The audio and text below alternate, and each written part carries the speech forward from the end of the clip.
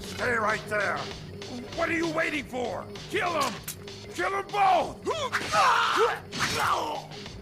No, wait a minute. Is it money you're after? I'll give you as much as you want. May the saints forgive you, because I won't.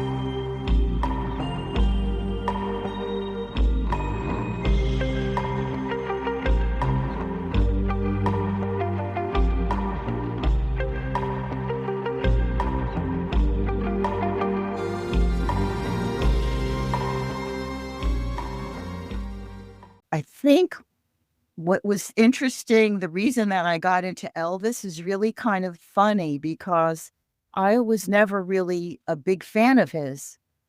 My older relatives were.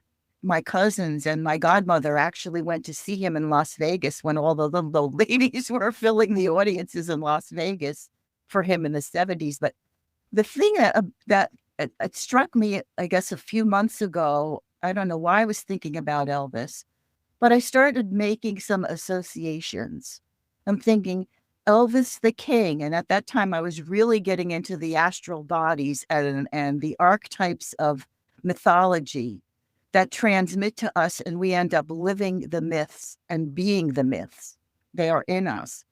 And I started applying that to Elvis. I'm thinking, well, Elvis the King, that's really interesting because Elvis is buried in what I would consider a mausoleum, which is Graceland, where people go like to pay homage to him. Some people go every year. It's like an annual ritual. They make this pilgrimage to Graceland in Memphis, Tennessee.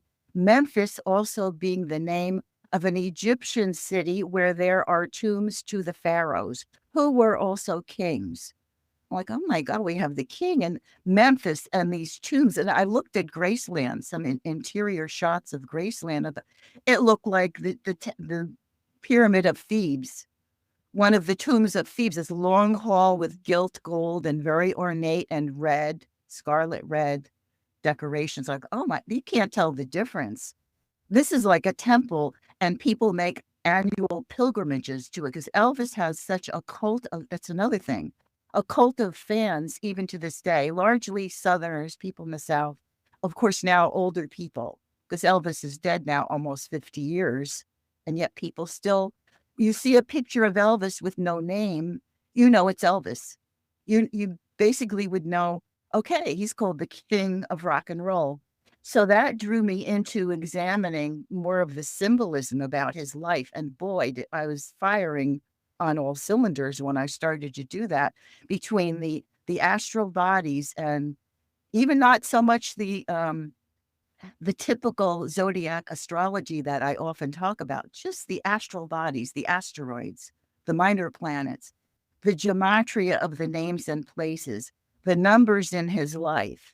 And actually, I started really getting this clear connection between some of the tarot cards, which the major arcana, the 22 trajectories of life that everybody goes through, and hit on 3 of those that were so representative of Elvis's life, even though he was only 42 when he died. And it all really spoke to me. And I thought there's such deep symbolism in this to examine. And so that's what we're talking about today.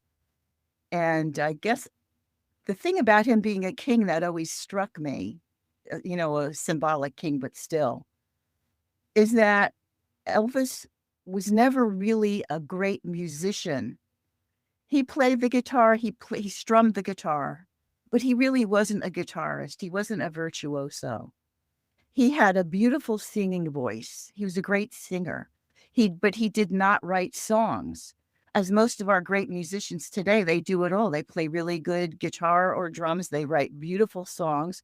He was just one dimension of that, yet he becomes the king, not because of all those talents, but because above all, he was an innovator and a stylist.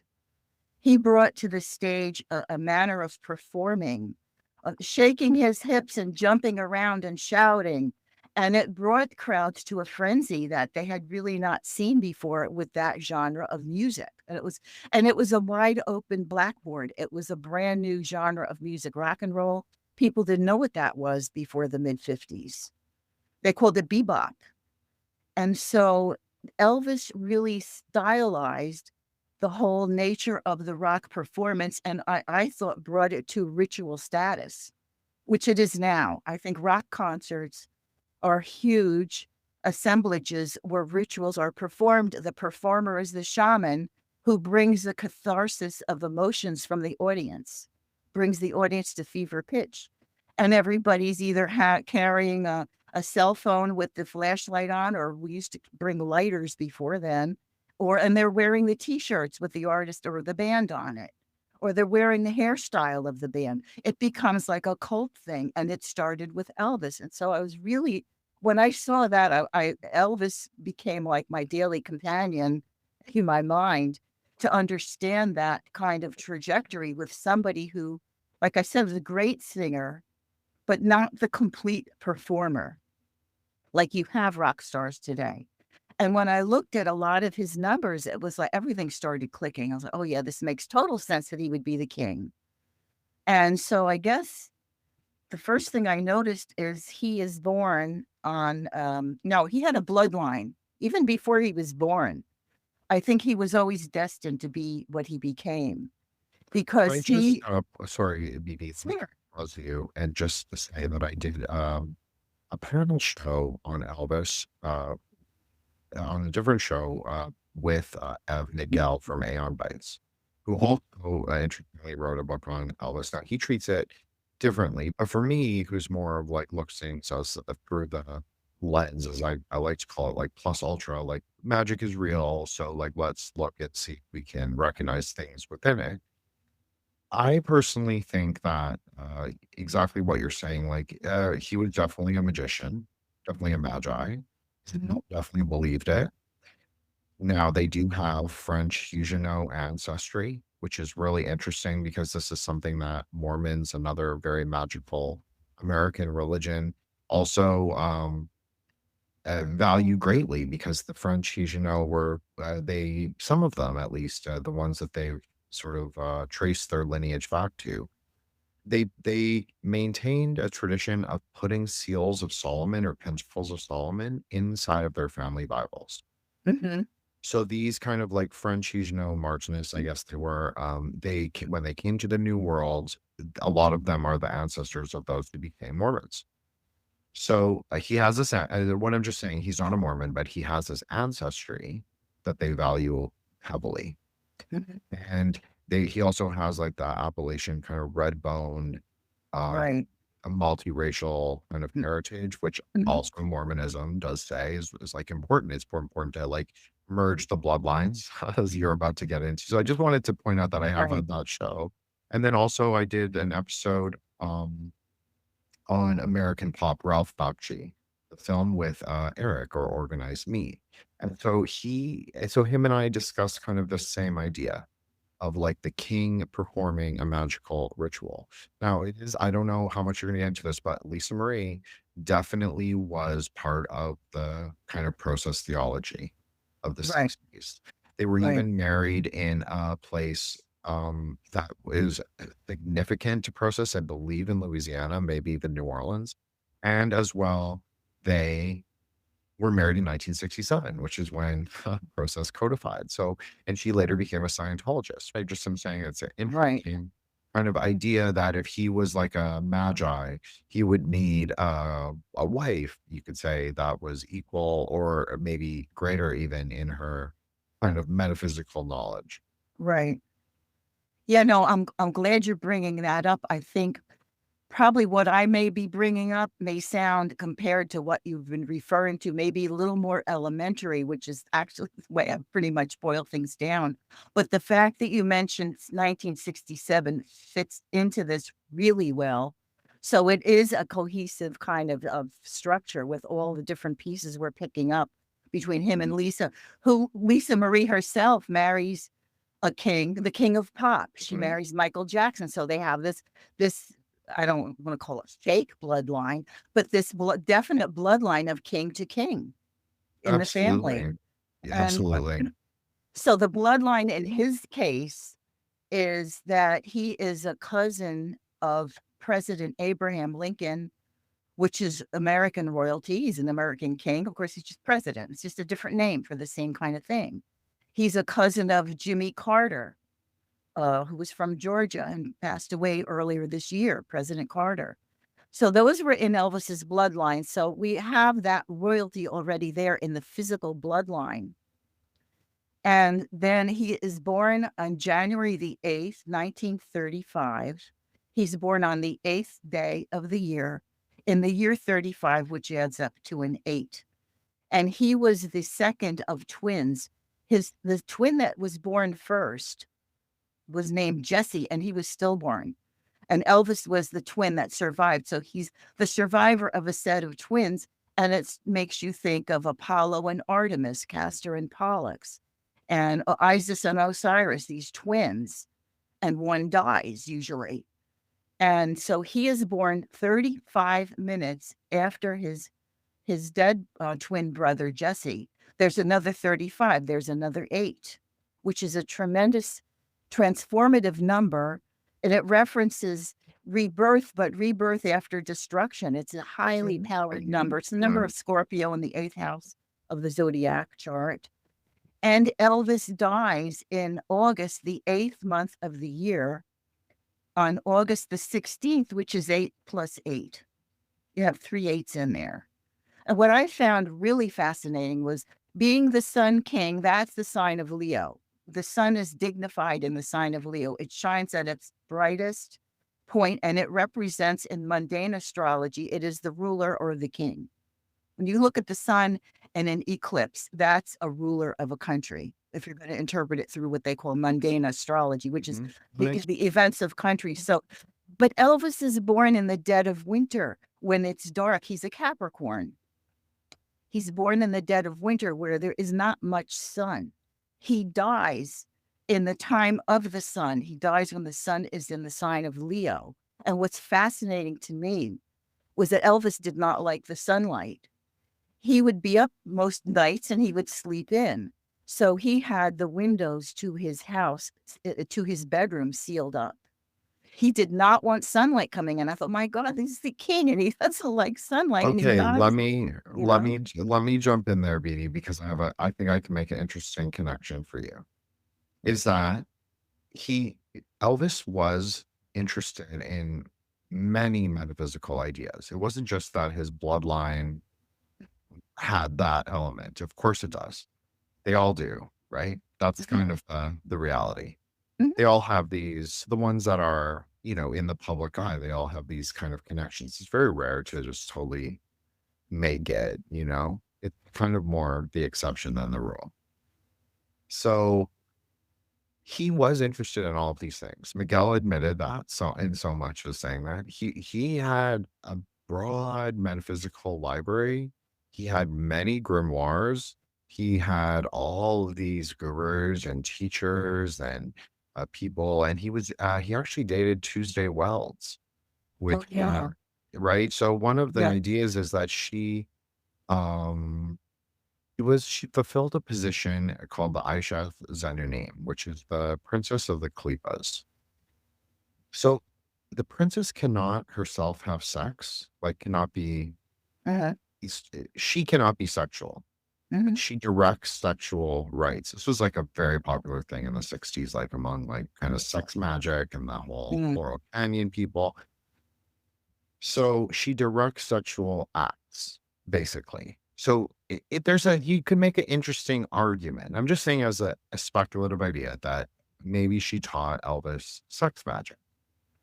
because he was notoriously, he would go one moment, he would be like a very, well, I won't say that because that's too crude, but he would be chased for periods of time. Lisa Marie would complain about this in some journal or whatever, that got leaked to the press eventually. But he didn't. He would withhold sex for periods like, and I'm sure there was an astrological timing, to be honest, because it makes sense, like from my perspective, that you would like withhold on those days. And then he would be hypersexual in other times, which is again tying into your link of the eight, because that's a Right. hypersexual number. That Mhm. right, that's the and it's Mhm. the eighth Sephira. It's like Mhm. electric. It's like the neon blue dragon is sometimes how it's called. And of course, Mercury, which is related to Hod, but not Hod exactly. And Ketu, which also expresses that the sun in an eclipse, as you said, that is also tied to that. There's also a Okay. relationship between Mercury and Ketu at all times. So really interesting what you're saying, BD. And I think from a tantric and more metaphysical perspective, I think it all correlates really well. Yeah, it does. It does connect also. I was not going to talk at length about his horoscope per se. I'm going to talk more about the mythical importance of the asteroids in his chart and how he lived them through. And they're all gods. They're all mythical gods that he was living out and enacting with his energy. But he was a super Capricorn. And the joke about the Capricorn is the horny goat, right? So it is a sexualized sign. He had the Sun and Venus in Capricorn. And so, of course, there's lust impressed upon him by his fan base. You know, everybody wants a piece of the rock star. Women threw themselves at him. And he also had that, but he had also in the astral bodies, he had some really weird stuff with his mother, Gladys. And that I think was a lot to do with his strangeness perceived about his sex life because he was so close to his mother. I believe he slept in the bed with her. And okay, that could be one thing, it could be affection, but you just start to wonder, okay, how far did it go? Because for the rest of his life, his lovers said Elvis doesn't want to sleep alone. He has to be cuddled. He has to be cuddled. He has to be comforted by somebody. He doesn't want to sleep alone. So he slept with in his mother's bed. He was irrationally devoted to her. I think when she passed, right after he was starting to become famous, she passed away. She had a lot of health problems and she had some mental health issues. And his early experience with drugs is he would take some of her drugs. He would take some of her antidepressants. He started fooling around with pills when he was still a teenager because that eventually was part of led to his undoing, like it does with so many people in show business. But he had this unnatural attachment to his mother. So where I've read, and I actually read this quite a long time ago, that he desired Priscilla when she was only 13, but they waited until 67 to get married. I think they waited like 8 years to marry. But once she had Lisa Marie, he did not want to have sex with her anymore because she was a mother and he had such a hang up about his mother. There was something emotional and sexual attached to his mother, and it expresses in the astral bodies because he has a very strong emphasis on Oedipus. And if people don't know, I'll just briefly say that Oedipus is a famous tragedy, a Greek tragedy, where Oedipus fell madly in love with his mother and killed his father in order to marry his mother. And Oedipus complex actually in gematria turns out we get back to 67. Oedipus complex is 67. Elvis Presley is 67. Elvis is 67. We get all these 67s in the gematria that you mentioned before. I think I left some out here. But he had this attachment to his mother, and that may have played into why his sex life might have been altered in some way. Now, I have no question that he did sex magic. I have No doubt about that. Okay. I'm glad to hear you say that. Yeah, I no, was I like, I'm don't, going but to it's sound just, so far off on this, but no, it makes sense when you know the story. It really does. Maybe I didn't articulate it well, but CBD no, agrees with me. So there you go. no. Well, don't use me as a yardstick for too much of this stuff. But anyway, um, yeah, King, here we go. I was looking for the 67s to turn up. Elvis is 67, King 67, Elvis Presley 67. And we get Pharaoh, which is, the Egyptian king, 67. And we get Oedipus complex is actually, I was wrong, it's 66. Along with Oedipus, Gladys Presley, 66.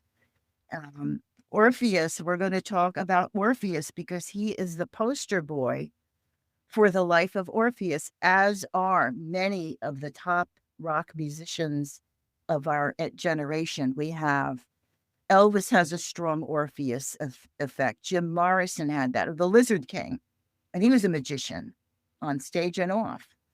And Kurt Cobain, Orpheus. So many people's charts I've looked at had Orpheus. They're all musicians. And Orpheus, I was really starting to talk about Elvis's early life, but I will jump to Orpheus because it's become relevant right now. Orpheus was the god of music, and he played the lyre, which is an enchantment of all its own. The tones of the lyre would put people into like a trance and charm them. And the lyre is the early prototype of the guitar. So all these rock guys have the strong Orpheus. Orpheus was very handsome. He was a keeper. All the girls were after him. You can imagine, think of old film of girls chasing Elvis or people storming the stage to go after the guy, the rock star. Orpheus charmed the girls, but he was in love with Eurydice. She was a young, beautiful girl, and they were to be wed. And he didn't want to be with other women, which is interesting. But on their wedding day, Eurydice is walking through a garden and she's bitten by a snake and she dies. It's a horrible tragedy.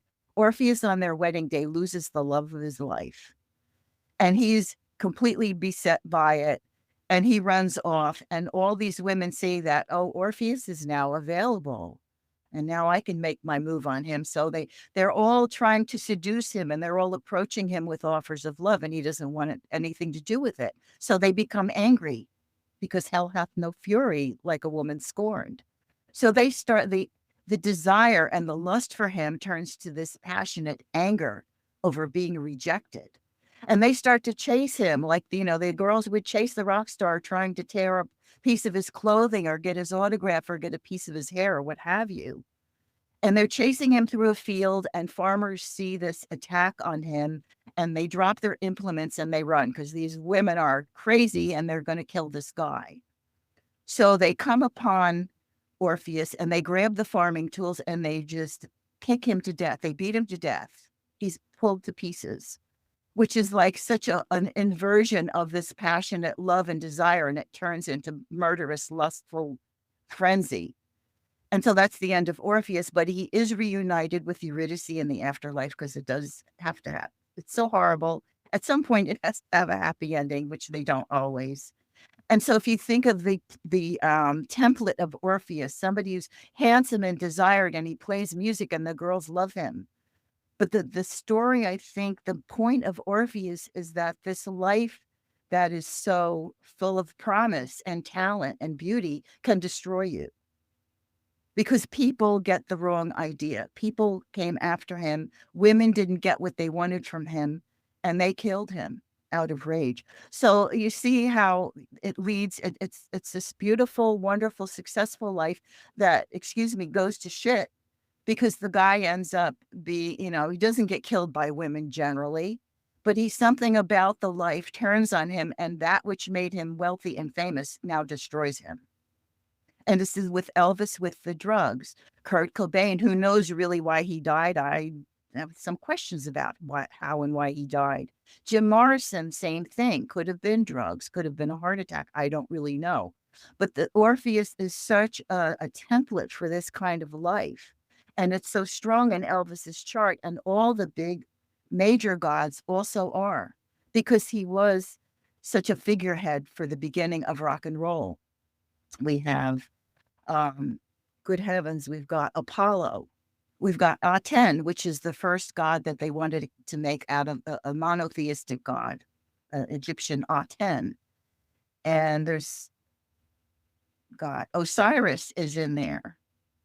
We've got Amor and Eros, which is pretty self-explanatory. The desired, the sexual, the lustful, the lusted after, and the lusted. And Adonis, okay, a beautiful man, a handsome man, and prominently also both Bacchus and Dionysus, who were the same. But of course, Bacchus is Roman and Dionysus was Greek, god of wine and debauchery and associated with substances like mind-altering drugs. And it's interesting when you see that interplay of drugs always get in there because it ends up being an essential part of their lives, especially in Elvis's case. And towards the end of his life, when he was declining and eating horribly, getting obese, and supposedly doing heroin, that's where all that came in. It's the same idea of the beauty and the majesty of this god, and then it goes to shit.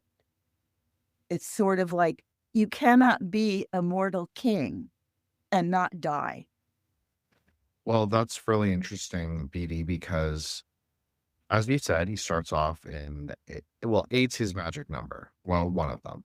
Right. 13 obviously being another one, which is also Mhm. very prominent and important number to 8, because 13 is really 4, the 1 and the 3.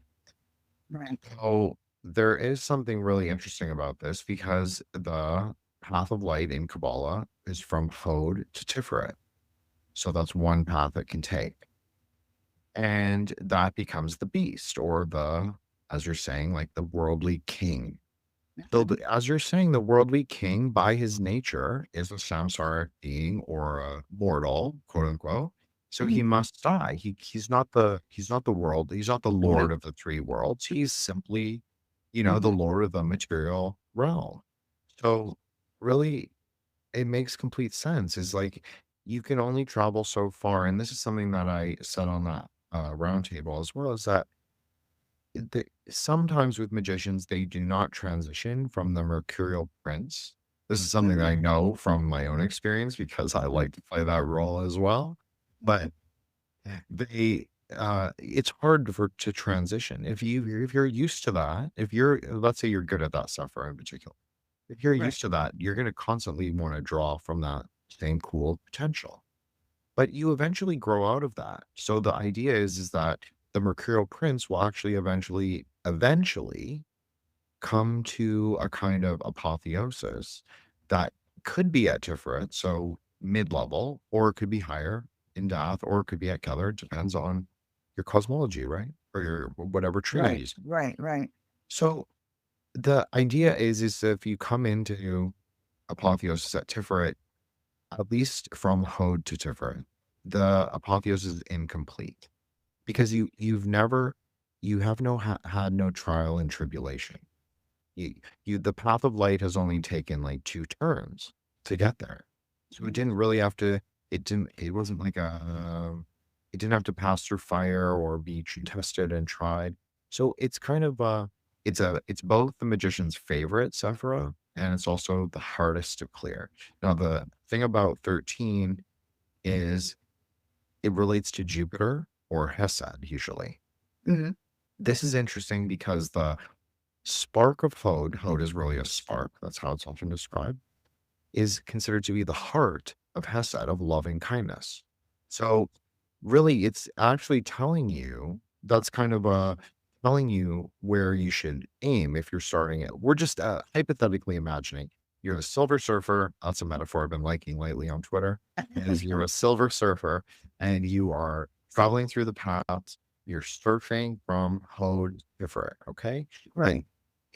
But you're really aiming for Jupiter or Hesed, because that is really where the spark takes fullness, or takes like expansion into the universe, into the higher universe.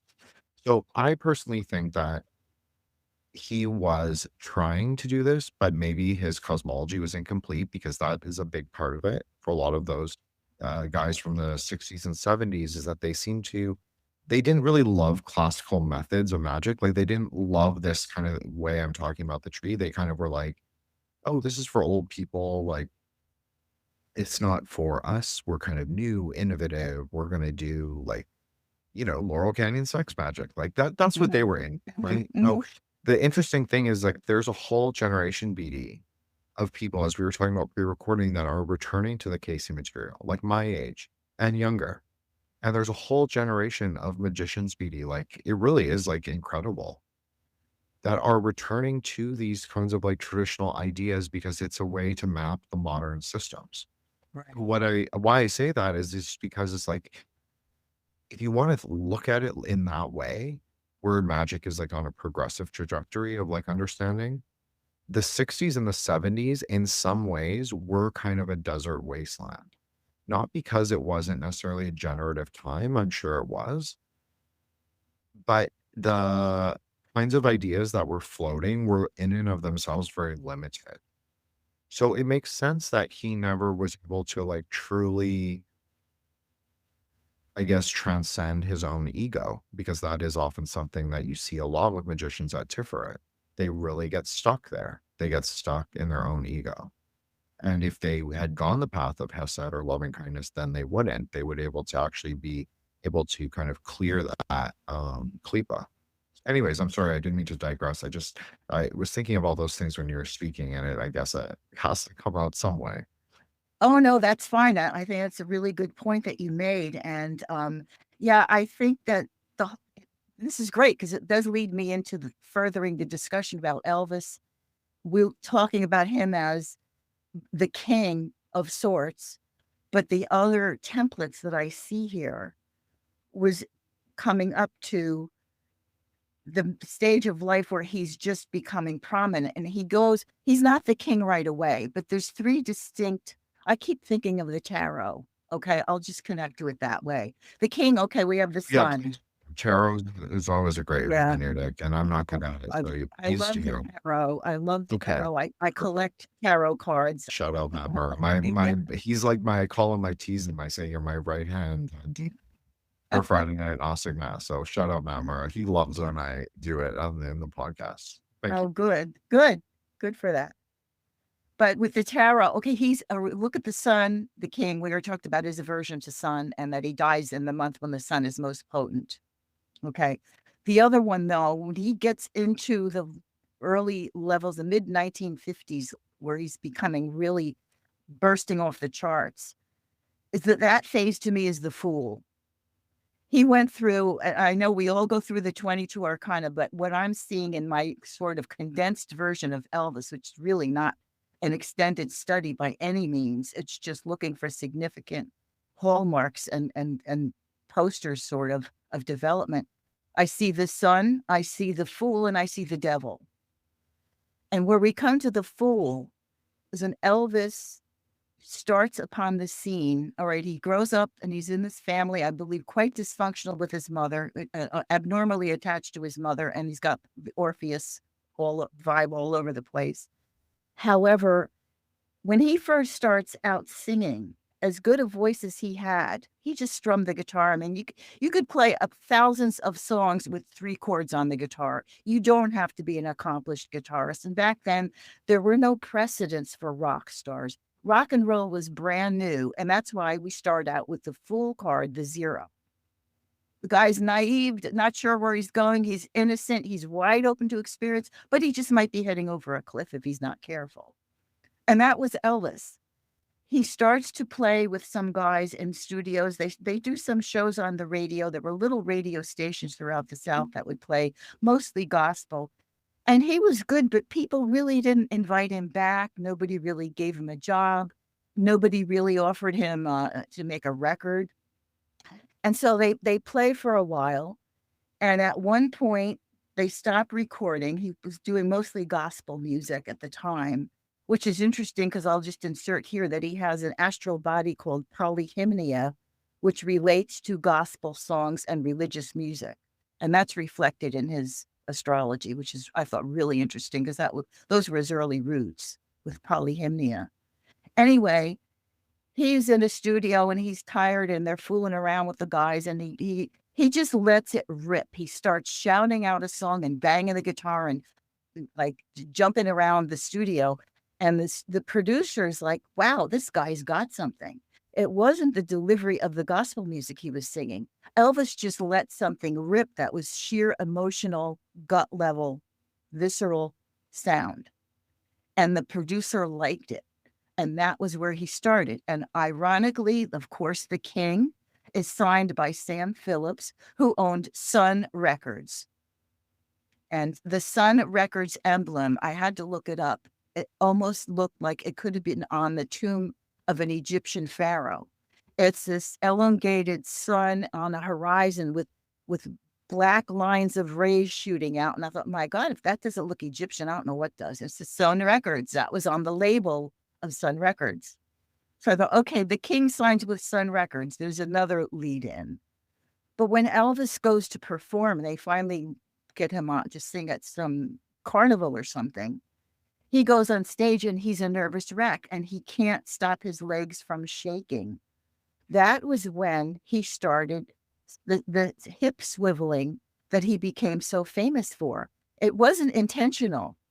It was almost accidental. It was like my legs were shaking so bad, I didn't know if I was going to be able to perform. So I just started swinging my hips around so people wouldn't know how bad my legs were shaking. And I thought that was funny because the hip swivel was so emblematic of him. And he has Sagittarius rising, which rules the hips. So what he is presenting to the world, that was the package he was presenting to the world. He was literally swiveling his hips, ruled by Sagittarius. I thought that here we go. We keep following finding these little posts along the way of templates in his life and archetypes in his life. So then he really becomes the fool because there were no precedents for what do you pay a rock performer and how much does the manager get? I mean, guys got ripped off royally, to make a bad pun. They got ripped off royally back then because there was no precedent for licensing an image or copywriting of songs. They didn't get that. That was rock and roll. So it opened up this whole avenue of grifters to come in and start to take over management, guys that knew a little bit about promoting, like Colonel Tom Parker, who came along and saw Elvis and signed him, and he was his manager for the rest of his life, pretty much. And that was ironic because Colonel Tom Parker was a con man and a grifter. So here's Elvis is now the fool, and he's naive and he knows nothing. He's working with a blank slate. And Tom Parker. Sorry, BD. I just want to say the fool archetype is so useful because that is too useful for the magician. Because often the fool can also be, no pun on this show, but it can also be the path of the saint, which is actually Netzach to Yesod. So that actually takes place much lower on the tree than the fool's path, which is from on a tether. But you can consider it as when you look at the tarot, and this is why people use tarot and Kabbalah together because they make sense together, is that the fool is stepping out into the abyss. Well, Hokmah is supernal or above the abyss. So the fool must then fall down onto the saint's path. That 17th star card, the falling star. So that's the problem with the fool, is that you don't always get to choose where you end up because you don't really know your will at that point. You've kind of given it up. So it's a little bit more random. It's not so much, modern magicians focus very much on what is your will. Buddhism focuses on why is your will, or why do you think your will is what it is, or is it desire? So both of those, I would say, offer a critique to his, again, formulation.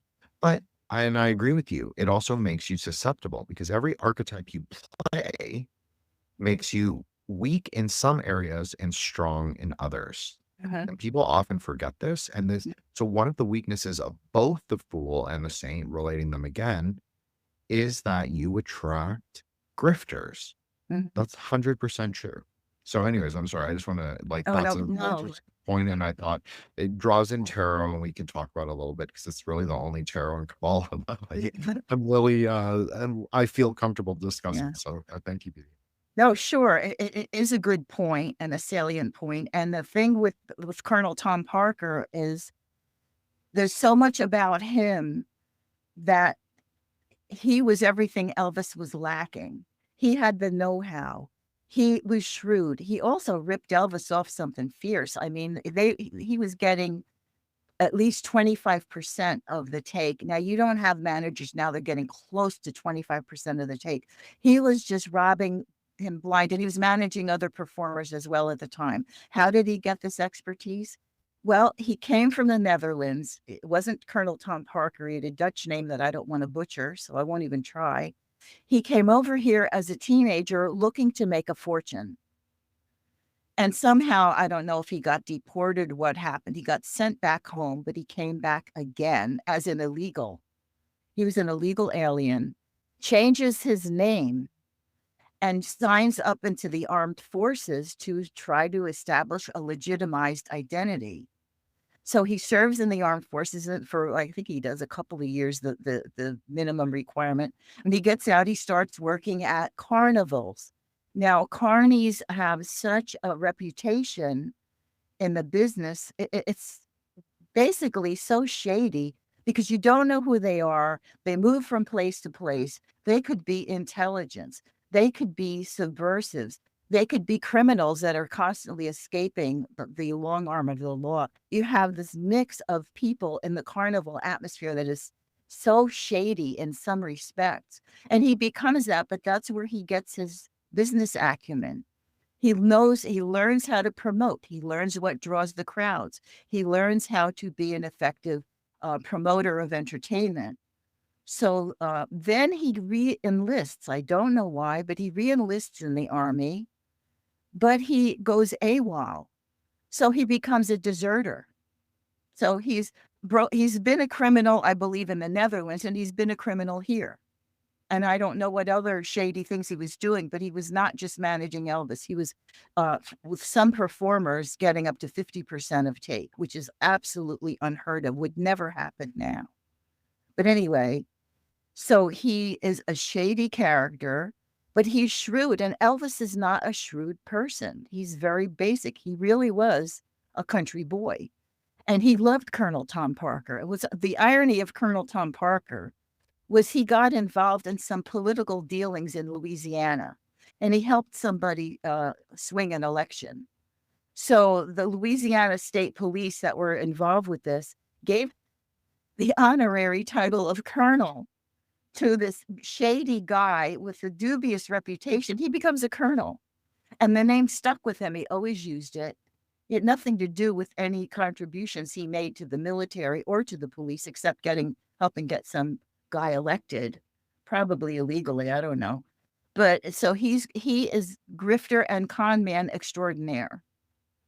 And he manages Elvis, and Elvis was really under his thumb, I think, up to the point where he thought Elvis should legitimize himself by going into the army. Nowadays, you would not have that. They would get a deferment. They just wouldn't even dream of signing up if they had such a brilliant career ahead. Because by the late 1950s, I think Elvis had already brought in some tens of millions of dollars, which think of how much money that is now. $25 million in 1956 or 57. Would that be $250 million now and upwards? So they were cashing in, but he had Elvis sign up for the army, but of course not to go into battle. We weren't at war then. It was 1958. So he goes over to Germany for 2 years. And what I understood from my research was that he was glad that Elvis was out of his way for a while, because Elvis was starting to get restless, and he didn't want that. They don't want their money makers to start, thinking the grass is greener somewhere else. So he effectively stamped down Elvis's ambitions or desires for change by keeping him in the army. And that pretty much killed Elvis as we knew him in the 50s. He was never the same, because when he comes back in 1960, Colonel Tom Parker immediately enrolls him he wants him to be a movie star, because in those days they could not realize what you make now in concerts and going on the road. It was not lucrative the way it is now. You didn't even have the effects that you have now. You don't have the smoke and the fire and the fireworks and all the stage, the dancing and the ritual activities that take place during a concert now. Okay, so let me jump in here, VD, because you said you said the key word for me is ritual implements, like ritual technologies, as they call Mhm. it. And many other people call them as well. But on this show, we call them ritual technologies. I think is a good descriptor. Mhm. So really, that's what it is. That's how people should think of it. It's ritual technologies. Sure. And yes, it can be mundane. It can just be like, yeah, this looks really cool. This looks fucking like Kino, as I like to say on Twitter. But that just means that it has a Kabbalistic or like a Sephirotic. It's beautiful. There's something splendorous about it. Mhm. It's metaphysically potent, but it doesn't even have to be metaphysically potent. You don't have to put that in. But a clever magician, I don't know if Elvis was a clever magician, but a clever magician would use those things, whether he planned them or not.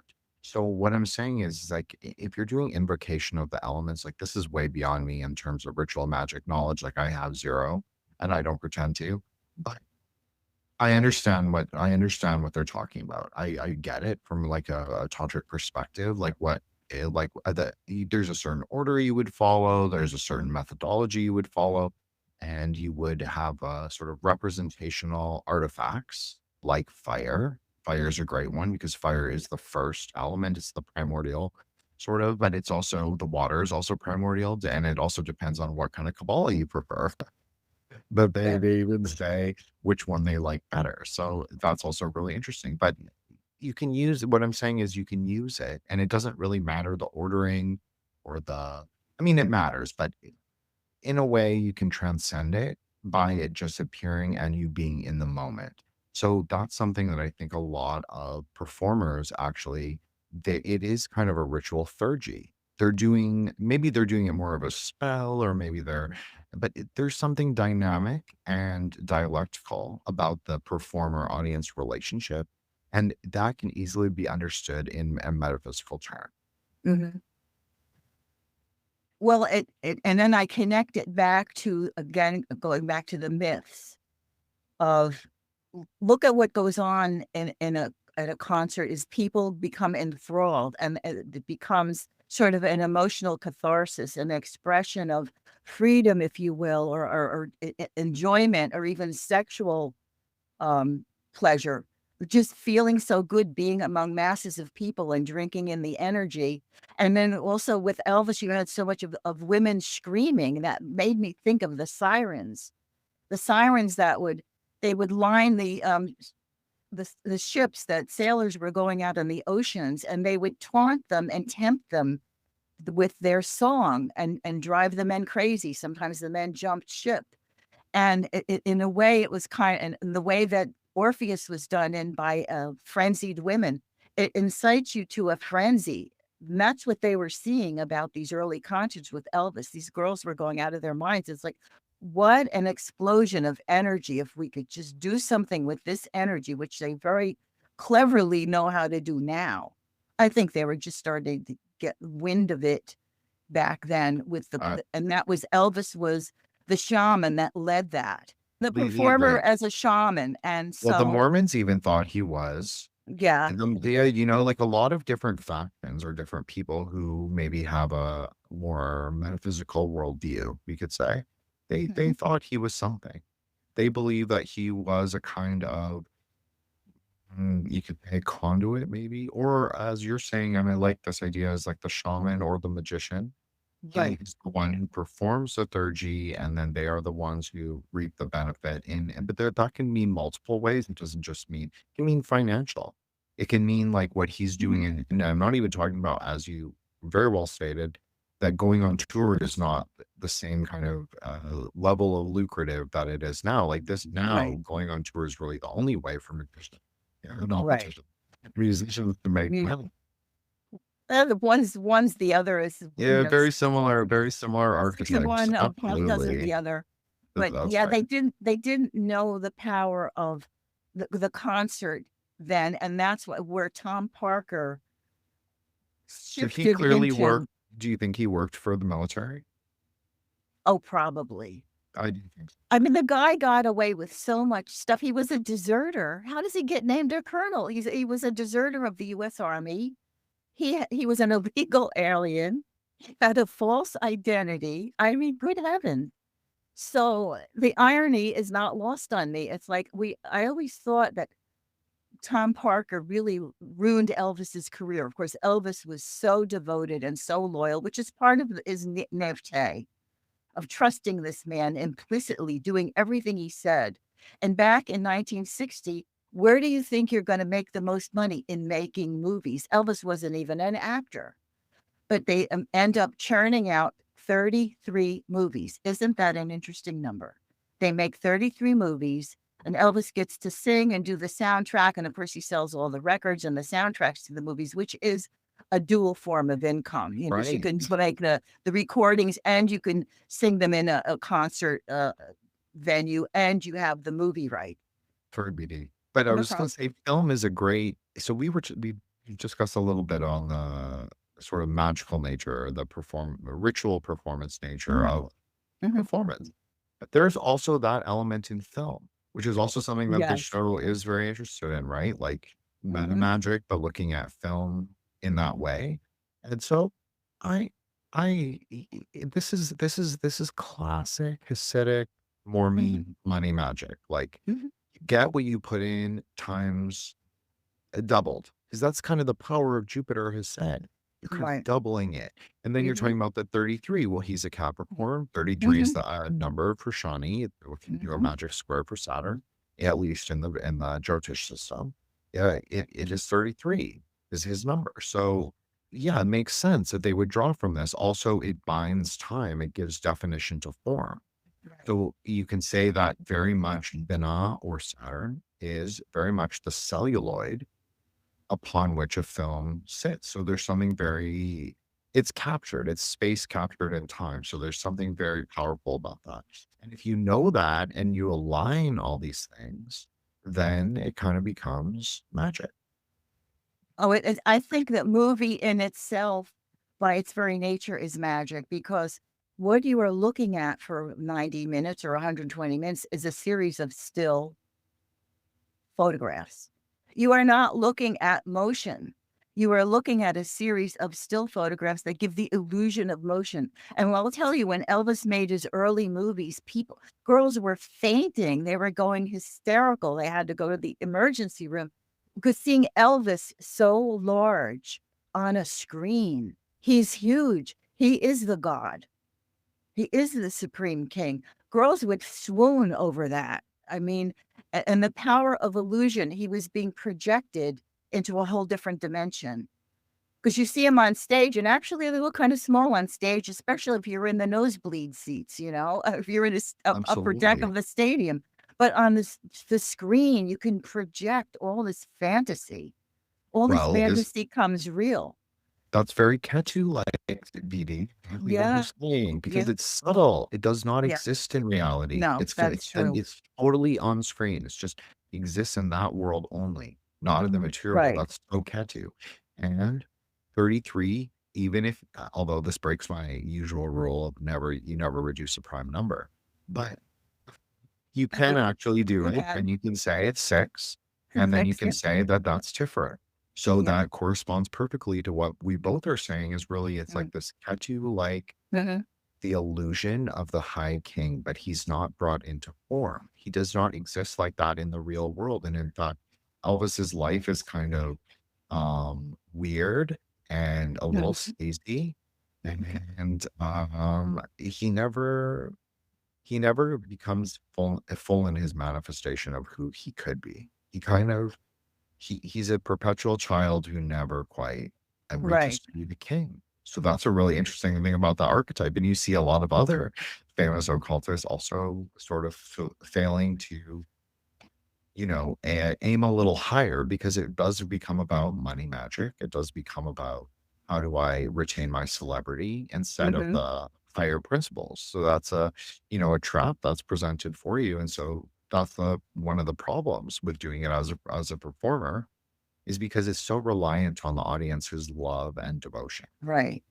And speaking of that, another irony about this somewhat failed king in some respects, when he was first starting out, and right before the army stuff, where he came back from the army, and all of a sudden he's being made into a movie star, they were looking at where are we going to present him. And one of the suggestions was, well, Las Vegas was starting to grow with casinos and venues for entertainment in the 1950s was growing on the map.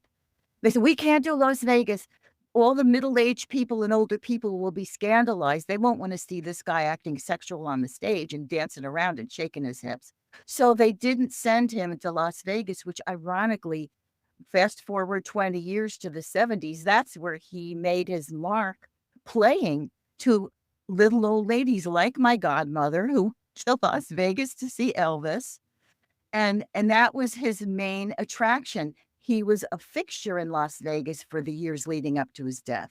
And the irony of in the beginning, he's too sexual, it's too scandalous, and then boom, he is the mainline feature for the little old ladies that came to see his show. It's such an irony to a lot of his life that way. And I think where he hit the rut, where he could not, as you say, express his full potential, that's where I brought in the devil card, number 15, because the devil, I think Tom Parker was part of the devil, being led astray from where he could have done best. But although they didn't have a template for the rock on the road kind of thing, he pushed him right into movies, which I think Tom Parker benefited greatly from that financially. And it was a misstep. You would not do that now with a rock star. Of course, like I said, they didn't have precedents back then. They had to set them themselves. But then when Elvis gets into where they were keeping him away from certain things, that's where he's being pushed. And he starts to look ridiculous. He becomes sort of a laughing stock. He kind of becomes a fool or clown on stage with these sequined outfits, and he's overweight and his hair looks slick and ridiculous, and you can tell his hair is dyed jet black. He became a caricature of himself towards the end.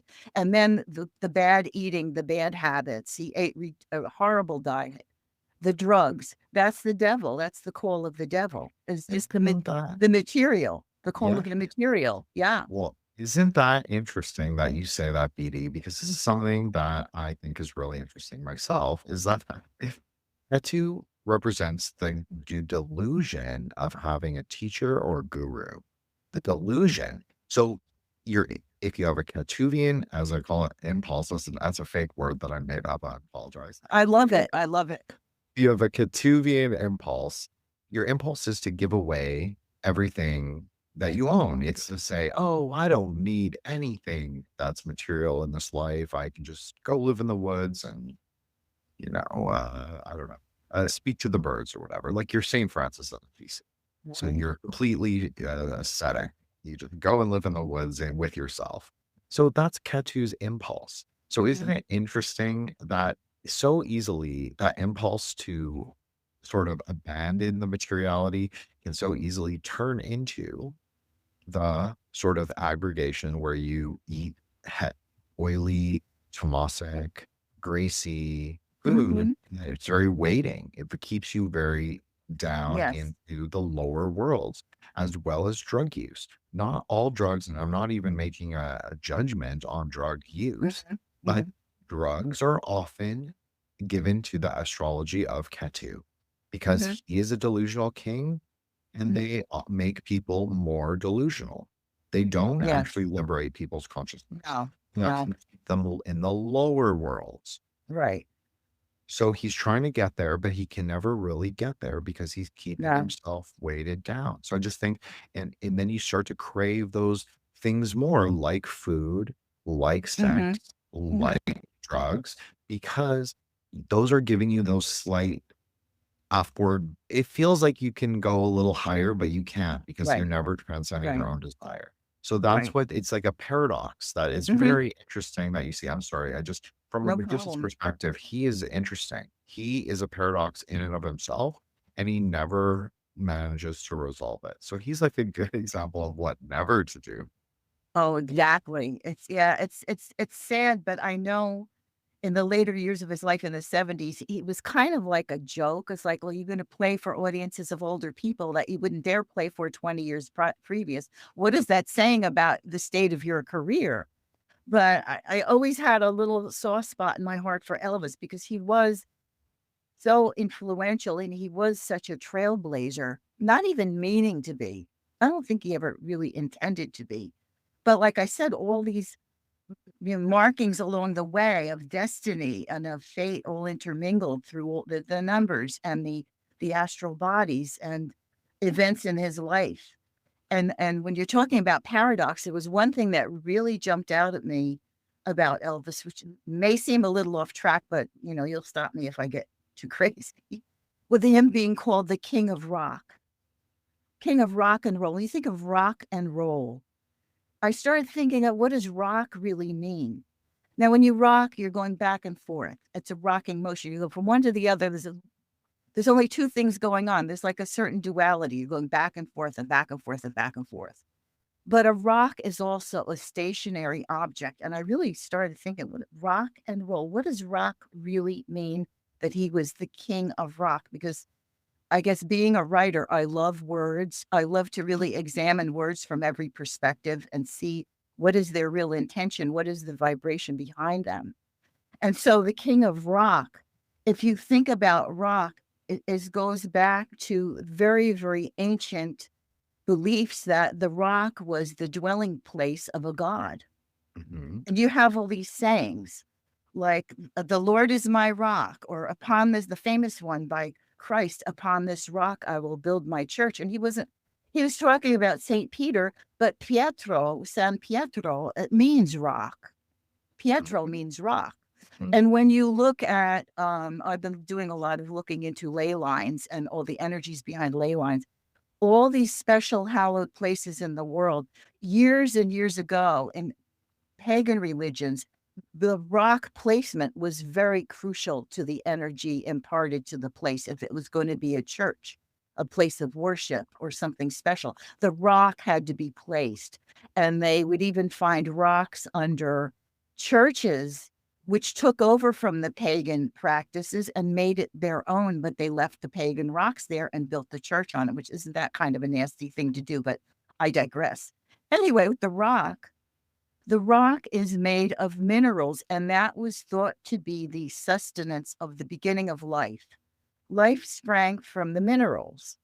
So I'm thinking rock and roll, it's a whole new approach to life, to music, to being. Absolutely.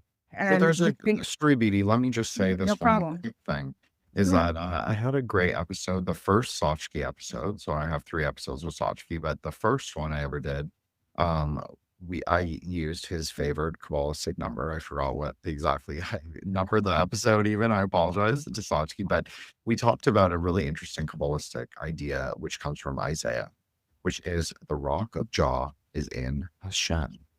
So this also refers to the exact idea of what you're talking about. In this case, Mhm. specifically, it's talking about how the moon, in fact, is so axial or pivotal to our direct understanding and perhaps acknowledgement of God that exists. So this is obviously a more Jewish example. I'm not Jewish. Sochki is Hasidic, so it makes sense for my metaphor. But no, I think it's a really profound idea of the rock and why. And and even with Elvis, like I think he even had magical rocks, if I'm not mistaken. I think this is even sort of discussed, and I think he definitely, and like more, Mormons love magic rocks, and like all magicians love magic rocks, and so there clearly is some kind of primordial idea that transcends system, transcends like practices, where not just crystals or like gemstones, like very much like what people like now, but rocks. There are some that seem to perhaps be imbued with magical energy, and there's also an idea that, like you're saying, like the sort of mountain king or the yaksha king, the sort of like god, can be also imbued in stone. So this is Right. a very ancient idea. This is this is old even in Buddhism. This is old in the Central Asian religions. This is idea of the mountain king or the mountain grandfather. This is probably this is even older than like what people quote unquote call shamanism. Like it's older than that. Like it's kind of transcends our typical, we'll say normie BD. We'll go a little alternative history on the show and say, this is more of an alternative history view, but I really think this mountain grandfather cult and like sometimes the grandmothers included, and it's still practiced in some places in Asia, in Korea, China, and Japan. But it's primordial. It seems very old, and this idea that he dwells within it or under the mountain, Hmm. that also speaks to me and says there's something profound. There's a kind of underlying wisdom there.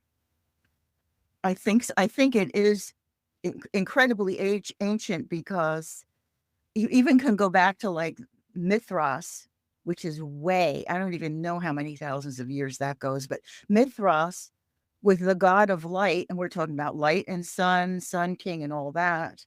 But Mithras was supposedly born of rock. And even Edgar Casey said that the early peoples here came from the earth. They came from the structures in the earth, which I don't know if it was rock or clay, but he did mention that the very early people, which came down in some energetic form, wanted to assimilate into the earth, and so they came from it. I don't know how to explain that any better. I think I'd have to look up the reading. But there's this whole thing with rock, and I started thinking of rock and roll, rock and roll. It's like, it is the genesis of a whole different culture, a whole different approach to life, not just a musical genre. It's imbued so much in our culture now, goes way beyond the musical genre. It is sort of the voice of rebellion, a voice of new life taking over it. Rock has always been until, people would argue with me, it started out as counter-establishment. Unfortunately now, because of corporate sponsorship and the money all involved in it, I don't find it so counterculture as it was really so much in the 50s and 60s, totally counterculture. You would not have the stars signing up to do Coca-Cola commercials or stuff, sell cars or whatever they do now for sponsorships. So it was the beginning of a new life through rock and roll is sort of like, the flow of it. The rock is the structure, but you flow from that. And so I thought to myself, oh, you're really going off on a tangent here. But I thought, I think it makes sense. It does resonate with me that rock has every bit to do with how we call this form of music and what it's really beyond the form of music, what it means. Absolutely. I mean, music is part of magic. I mean, you could say that music could encapsulate an entire quote unquote, I'm using air quotes, spell. Mhm. Yeah, I would say that you could say magic is part of a larger ritual grammar, a larger ritual technology. So music in and of itself shouldn't perfectly encapsulate that kind of working. But you could make an argument that certain songs and the way you structure it certainly can. What makes rock really interesting, because I am a big people who know me know I'm going through like a major shoegaze um kind of phase where I only listen to shoegaze like night and day, basically, and not Deftones. But I'm just saying. So what I'm saying is that I understand there is a decoherence that happens when you have that guitar sound, and obviously this becomes more prominent in the '90s, the late '80s or early '90s. Mhm. But it's building off of these same styles of music, the same chord progressions that you see in the 50s and 60s. Right. So I agree. It is a rolling stone, no pun, that carries itself forward into time, because a lot of the ways music is constructed for contemporary music, or what is contemporary to me as like a aging hipster millennial, is based upon these older things. So I Right. think it's profound that you said that it has something, because I agree that it has something metaphysically potent. There's something that I like about it personally, because I feel like it has some metaphysical potence. I like the decoherent. I like that sort of edgy, very cinematic, very Kino. Again, just sound can also be Kino. That's what a lot of people don't know is sound can be very Kino because it can make certain time and space. It can make those things feel much more alive. That's why we associate sound with memory.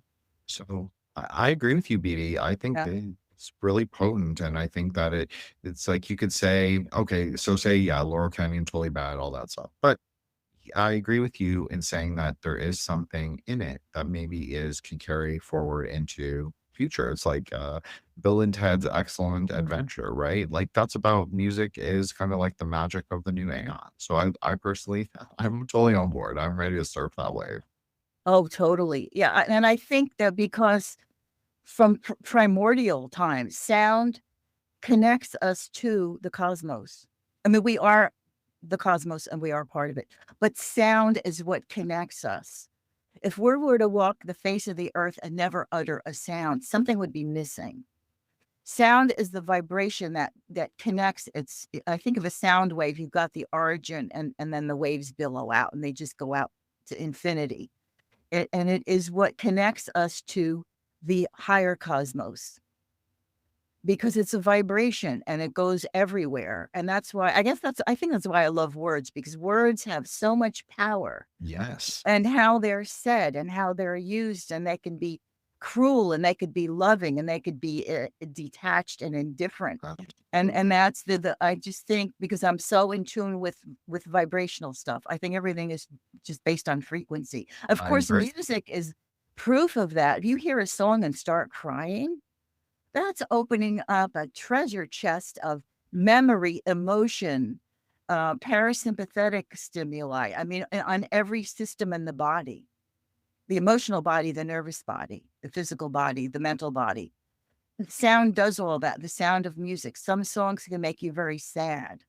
Some words can make you very sad. I And love that words is too. I just want to say that. no, I do too. Big word enjoyer. I appreciate you very Yeah. much for saying that, because this is definitely, I interviewed J. David Osborne, who's he's like the alt-lit bad boy. Mhm. And I'm interviewing his co-host. He has a podcast called Agitator. I'm interviewing his co-host, Kelby, who's also a kind of alt-lit bad boy, who's also a writer. And I think I'll say for what his episode name is, I called it Ars Notorious. So I saw that. Yeah, I saw that. yeah, so it's funny because I made a play off of obviously the Keys of Solomon. There's a whole section in it called the Ars Notoria, which Mhm. is just basically the art of seal making and writing. But it's Right. not seal making like people think. It's not Mhm. about the different ingredients, it's about the words. It's about Mhm. how they interplay in the gematria, in the geometry, in the circle, in the how they interplay with sound and meaning and the names of what you call things, because Right. primordial names are how you well, at least in ceremonial magic, in terms of the medieval stuff, which I am more familiar with, that's how you address any spirit. So it Right. becomes of fundamental importance. The words, they're sort of our magical technology before we had any other technology. And so you can see the importance of how much communication technologies, and obviously shout out Marshall McLuhan and my friend Joseph Reed. And we're doing I don't know if it'll be a series, but I hope it will. Mhm. But we're doing an episode on McLuhan. I'd like to turn it into a series, but shout out to him, because honestly, it's brought it back into my orbit, sort of my intellectual framework of media studies and our sort of outer projection, you could say our mercurial nature, to speak into the world and to be heard, Mhm. has obviously been a foundational sort of a framework, I think, for all of humanity, but then also to carry forward the meaning. So the logos. Mhm. And I think this is a lot about what meta magic is about. It's about tracing the path of the logos, tracing the path of the meaning. And I think, again, like with Elvis, you can look for the dragon, the lightning, or whatever you want to call it, the chase the polarities. But if you can't you can't just grasp for them. You kind of have to just find it. And I think the problem, and you brought this up right at the beginning, is that he didn't write his own words. So you actually lose metaphysical potency Mm-hmm. by singing someone else's words because they're actually not of yourself or your own. I don't know. I think that's metaphysically significant. Yeah, and I think I would even go a step further. I have always felt that words are magic if used. I try when, like, for example, when I write, I like to think of some of it as word magic. There are certain parts in when you're writing, you want to bring forth a certain effect. For example, the first paragraph of your book, you don't want the person to read it and shut the book. You want them to look at it. You want to have a hook there. You want to create a magical response. Like, I like this. I want to read this story. So I believe strongly in word magic. And I think what you're saying about singing, he didn't write his own work. And it's funny because there's always been this distinction in music, like who's a singer and who's a vocalist, if you think about it. A singer lends his own interpretation to the words he's singing. Like Frank Sinatra was a great singer. But if you get backup singers in a band who are just doing the verses or the whatever, the licks or the certain phrases repeated as background singing in a song, that is vocal. They're just repeating words. A singer is interpreting. So Elvis didn't write, but I think I would venture to say that he did interpret because he did sing beautifully, emotionally. And what's ironic is his best singing, I think, was his gospel music, which is what he started out with. The Well, music of religion and God, of course, Yeah. BD, because that would be the truest word if you want to say it like that. So Yes. if he's the prince of Right. mode, or the Mhm. mercurial prince, we'll say double eights or at least 1/8. She's letting the light or the word, because those are sometimes the same thing, not always. Mhm. In this case, we'll say it is the same thing. He's letting the word flow through him, just like they do in Pentecostal as he was raised religion. There's something very Mhm. magical, very Kabbalistic. I know that they'll hate me for saying that, but it's true. I'm telling you, they're letting the word flow through them. That's a Kabbalistic, like endpoint, like a goal that you Right. might want, a desirable outcome. So Yes. and he's perfectly positioned for that. He Mhm. really is. So and it is interesting because in Tantra, actually the goddess who would be equivalent, you could say, to Tiferet, she is Matangi. She's a singer. So you have that again, Mercury, Sun connection. Like Mhm. and because he doesn't write. So but as you're saying, he can interpret. So Mhm. that's the whole like quality. He's interpreting, he's moving, he's dancing, you could say, fluidly. And Mhm. but he's also delivering a performance that would be the singing, the Mhm. actual like notes produced. So that would be Tiferet, what people Mhm. hear. So that's really interesting to me that you said that in that way Mhm. specifically. And I just thought Yeah. great observation, BB. Yeah. Thank you. Thank you. Yeah. That's just further testament to my love of words. I'm always thinking about words and puns and looking more and more often lately, looking up their origin. For example, I look up Elvis. It's Celtic for all wise, which is what you would want to call a king. You would hope that your king was all wise, which Elvis kind of fell on that. But even as you say that, it made me realize that, working with all these mythical archetypes and all these gods like Apollo and Orpheus, they do crash and burn at the end because don't forget the gods of Olympus, the main gods, you could be a god, you could be a king on earth, you could be a successful mortal, but they're never going to let you get to their level. So something's going to go wrong. You're going to OD, you're going to have an accident, you're going to, something bad's going to happen. You're going to lose all your money or what have you. The mortal gods are given so much, and it's so much for them to handle, and you can see why they fail.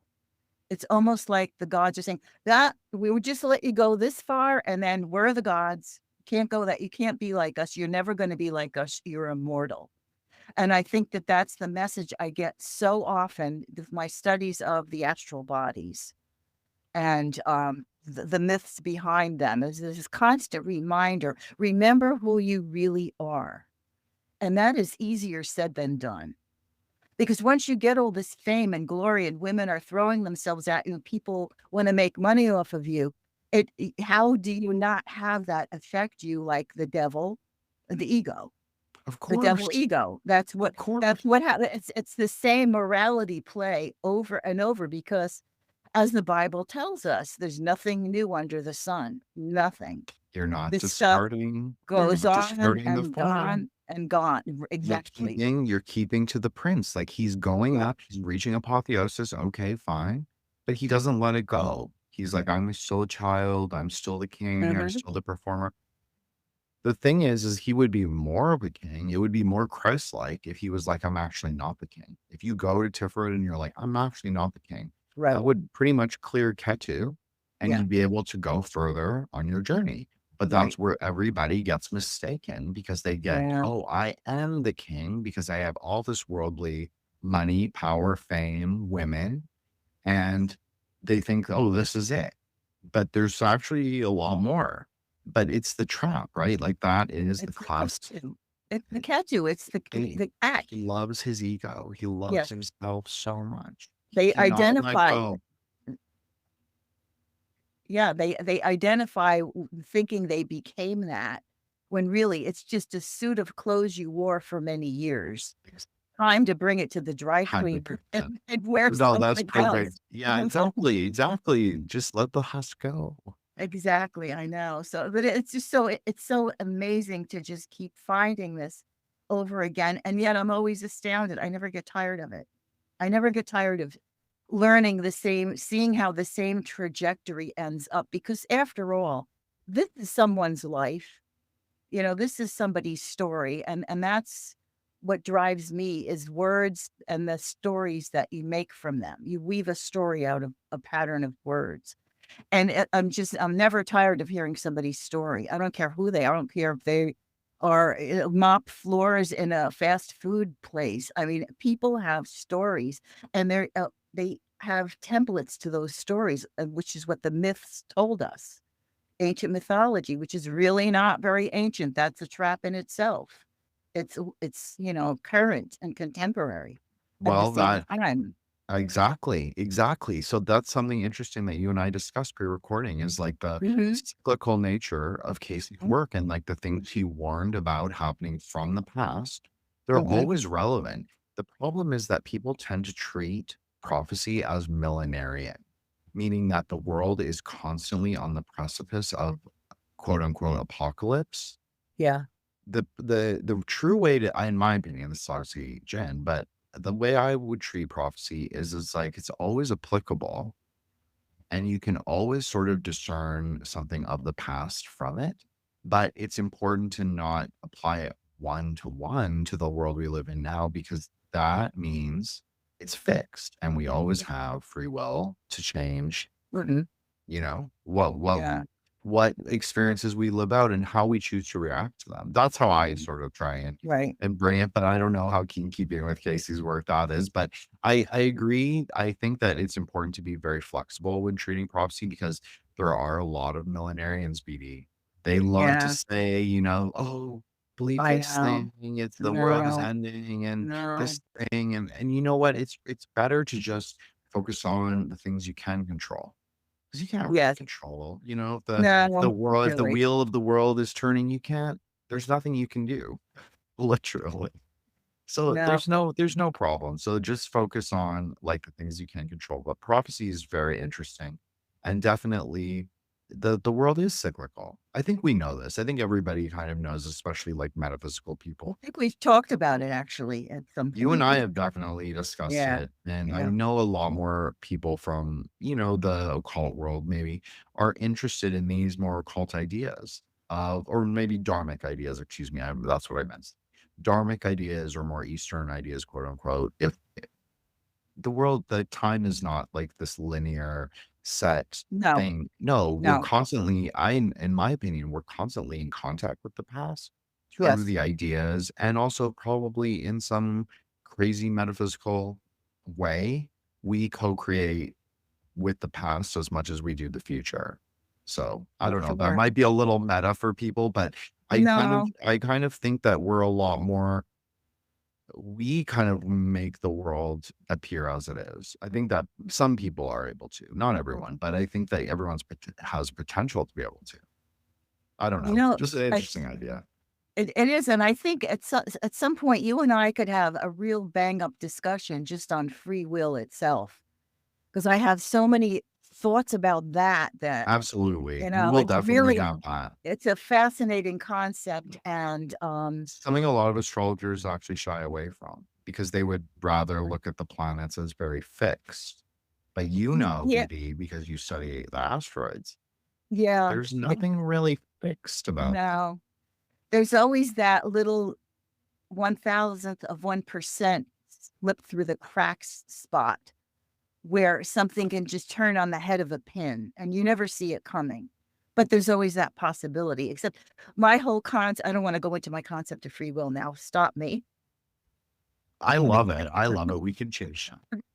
No, I'm just saying it's relative to your, it is based on your past. It is relative to your past because it you would not free will, you would just not have 100% of options ahead of you. You only have the options ahead of you that you can perceive or that you are believe are possible or that you were acquired through experience. And I think this it was impressed upon me very strongly. Let's take a real quick story because this really drove home for me. What the hell is free will exactly?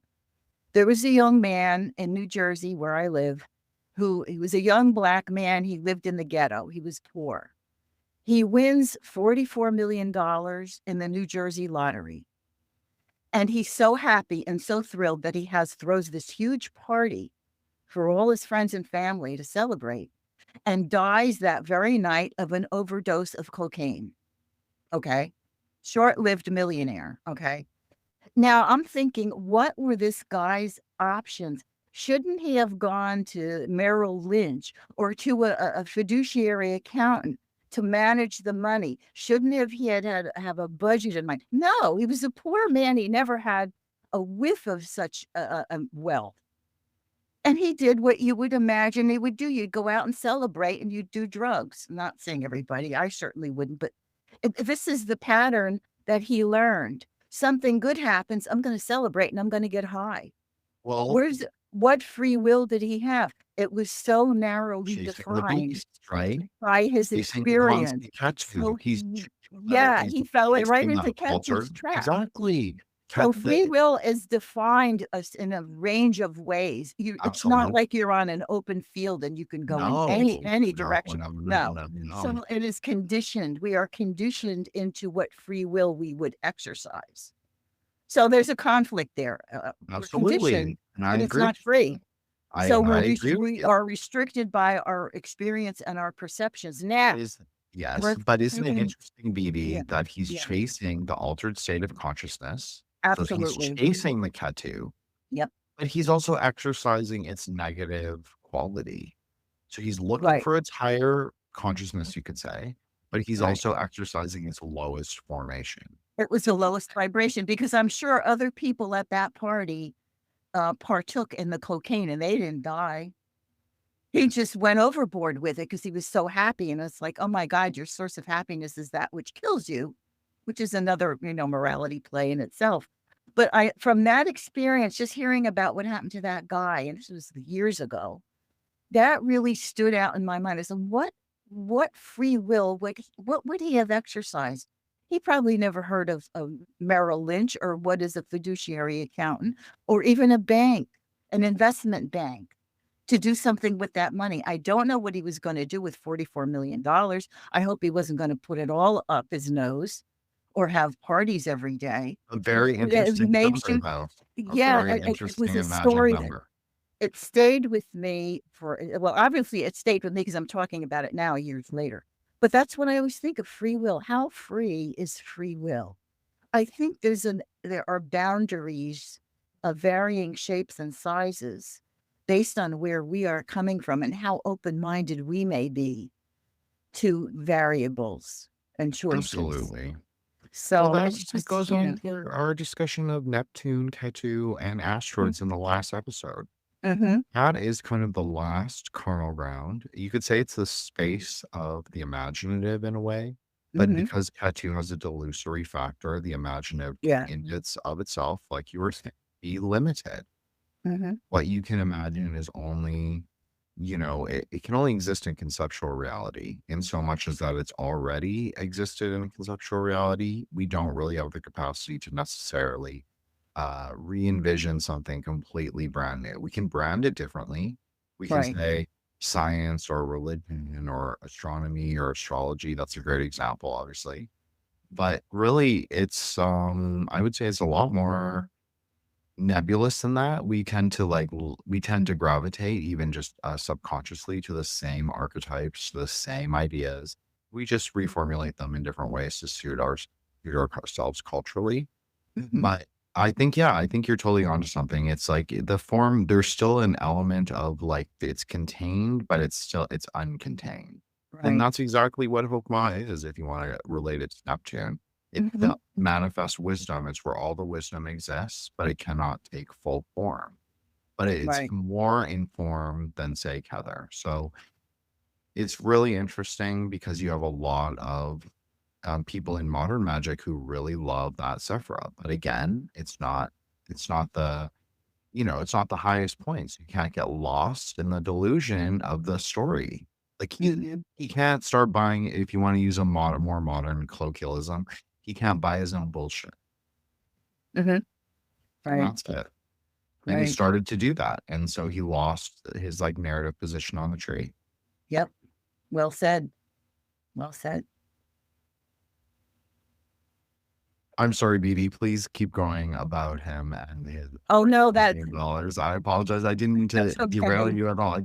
It's interesting because you can watch these celebrities who are clearly doing magic at the same time. And then in a historical figure like this, you can sort of map their rise and fall. Right. I guess that's what I'm doing as you're bringing us through.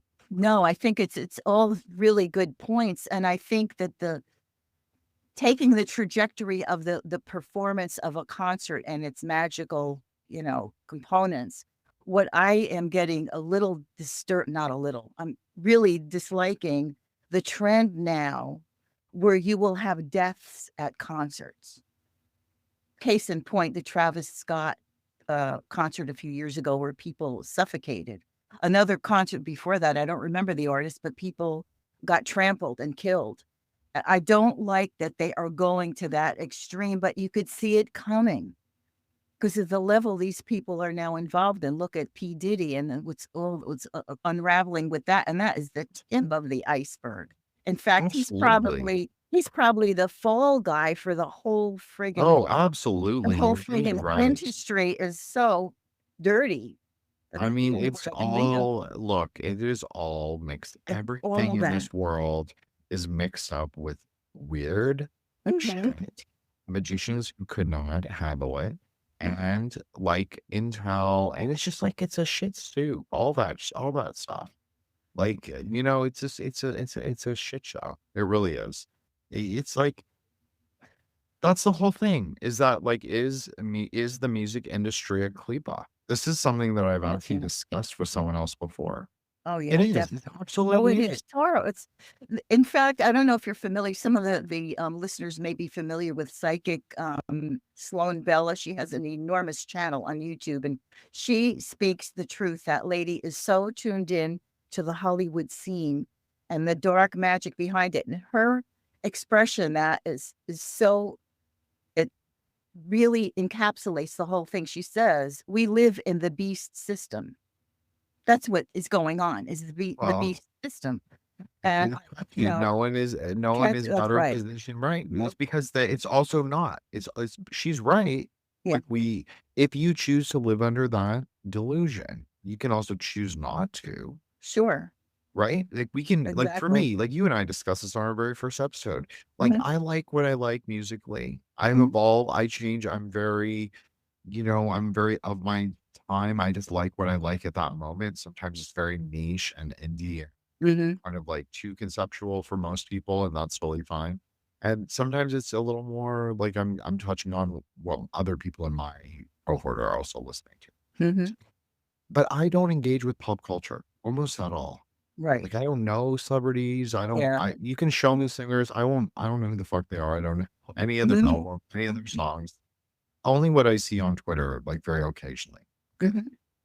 The idea is like if you just engage with like what you will, with what you like, you're outside of it. You don't have to worry about it. Like, don't carry their names with you. Don't think about them. Don't like pretend to be their friend. Just be like, they Right. put out something I like. This is it.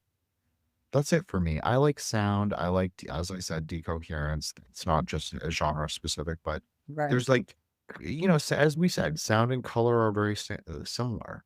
Hmm. So if you're like me and you're like a Kabbalah nerd, you also love color. And so just as much as you love words. So it makes sense. You're sort of linking the two. Right. Yeah. No, I agree. I have the same feeling about them in terms of vibrational sources and vibrational pleasures of sound and color, which really are, again, frequency based, if you- getting down to the basic of them. So And absolutely. and I'm the same way. I don't care for pop music, contemporary music. I don't know who anybody is, and I don't care. I haven't been in a movie theater for I don't know how many, maybe 10, 12 years. I am just not interested.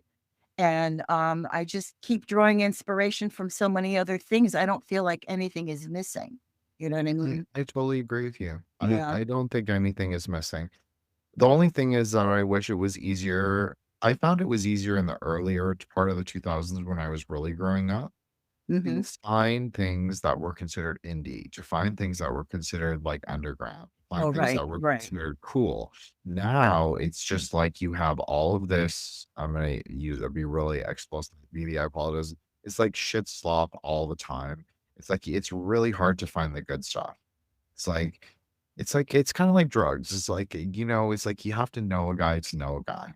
That's kind of Right, how music is. It's like you have to right, know somebody who has good right. taste and then be like, okay, I like this thing that they like. I like this thing.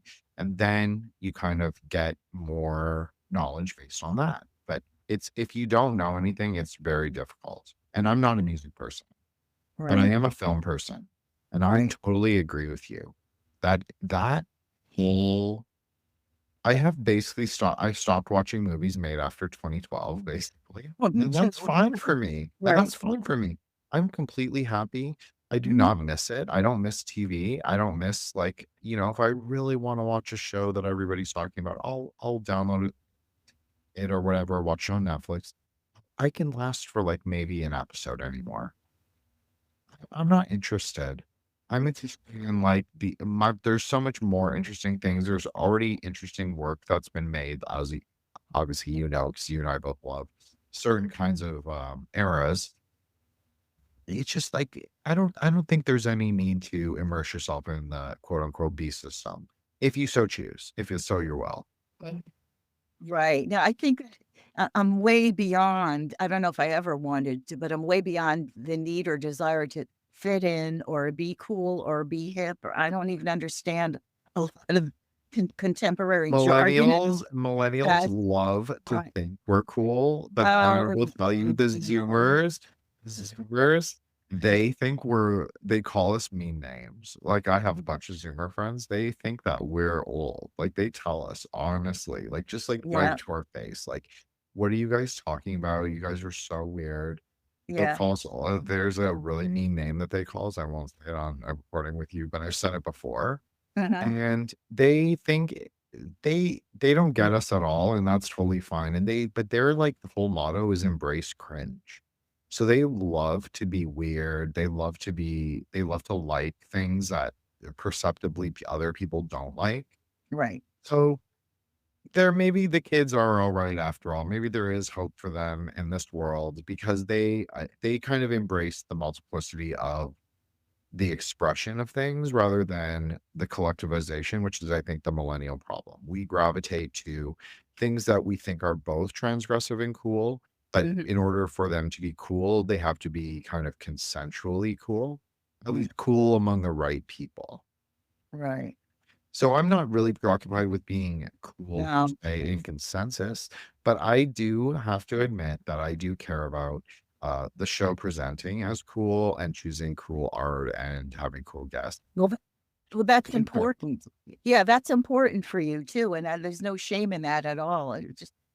I'm just saying that it's things have gotten, in my view, and it's just my view, that there's such lack of quality in artistic production these days. And I'm not saying everything, but most of it, music, the lyrics are flat and meaningless. And it's like somebody, wrote a sentence and thought that it would make a good song and repeat it. They repeat it 20 times throughout the song. It's the lyric, there's no lyricism.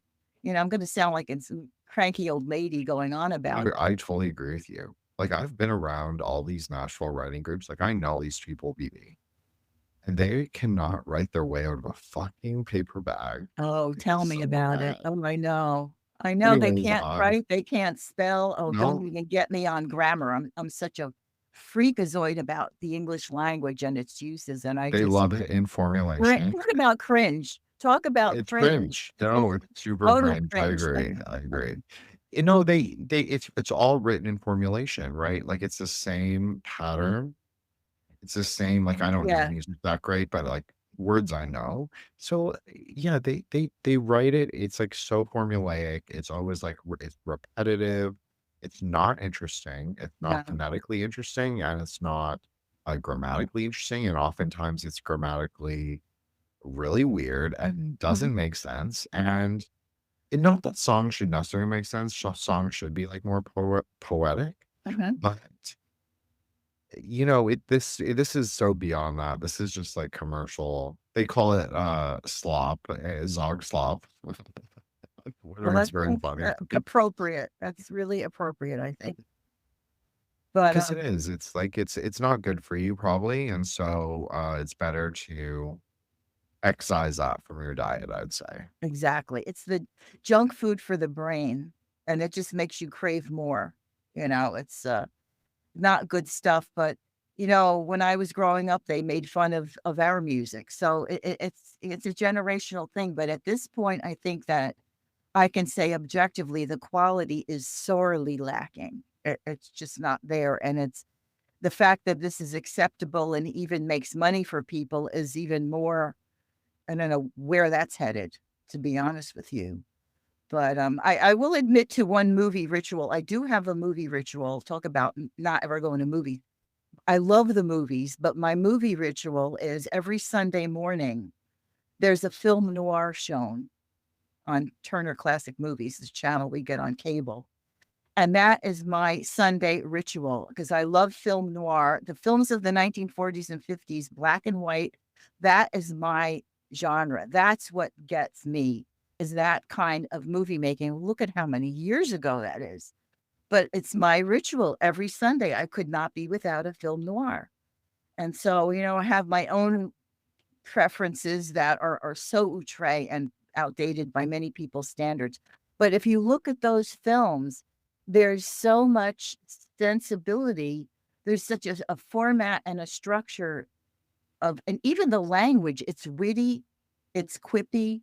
They were the masters of one line comebacks. A lot of the film noir were very sarcastic in a way. And I just love that. That's my kind of thing, where the words make sense and they flow and they're lyrical. And in fact, the films themselves are lyrical. They follow that basis. And that I just miss that. As here I am watching movies from 70, 80 years ago. But that's something that speaks to me more than anything of this generation or this, should I even say this century. Well, I'll tease you, Yeah. BD, because my co-host slash friend Eric organized me, who I did the Ralph Bakshi series with. He loves noir films, and a lot of Mhm. the kind of millennial hipster podcasts, bros, especially the bro podcast, well, probably Mhm. only bros, they also love noir fiction, and Mhm. noir That films. makes sense though. Yeah. Right, it does, And because yes. it speaks to something, because the male, especially for male culture, has become so sanitized.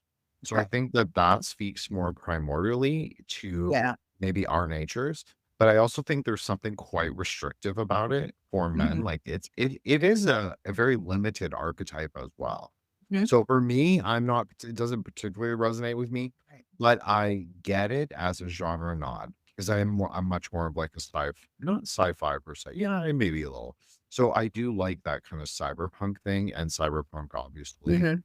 uh, draws directly from noir. So I can say I appreciate it as like a Oh, yeah. epistemological ancestor or something that I Yeah, it's I enjoy it. It's kinda like reading the same, detective novel over and over again and with a different slant each time, but when those movies are done well, they're brilliant.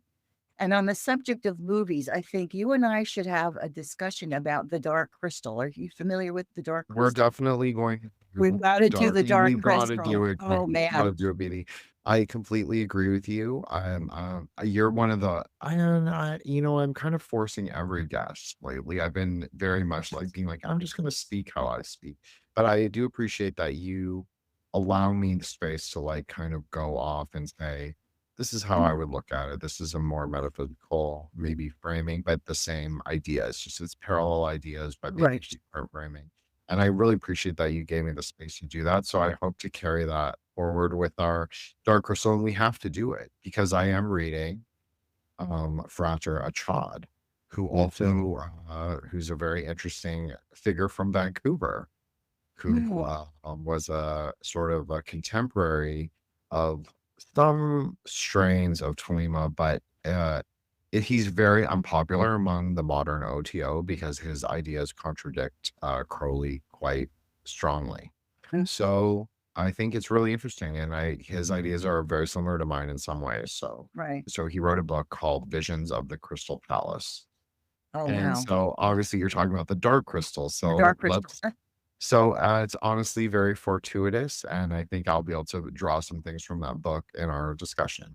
Thank you so much, BD, for coming on. I appreciate it. We talked for a long time. Well, Laura of time, but I'm not tired at all. I'm not because you know what? We just play with it and we had Yeah, fun. so no, I really love doing the shows. I thank you so much for having me on. I appreciate it, and I'll look forward to the next one. Please plug your YouTube, I know you said you're not really on IG or Twitter, but I think that you're worth following because I think you do interesting work. And I think when you do share it, it's definitely, people should definitely check it out. And please plug your book or your books Sure. and your site. Okay.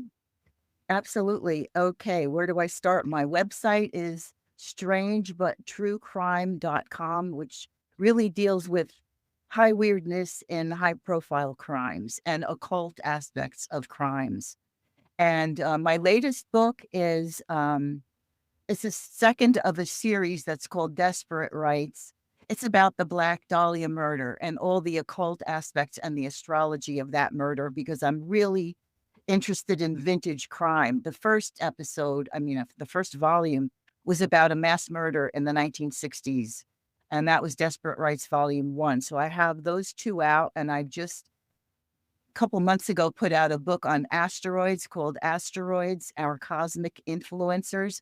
Right now, I am preparing Volume 2 because I covered 400 of them in the first volume, and there are so many. I just felt like I was building momentum towards a second volume.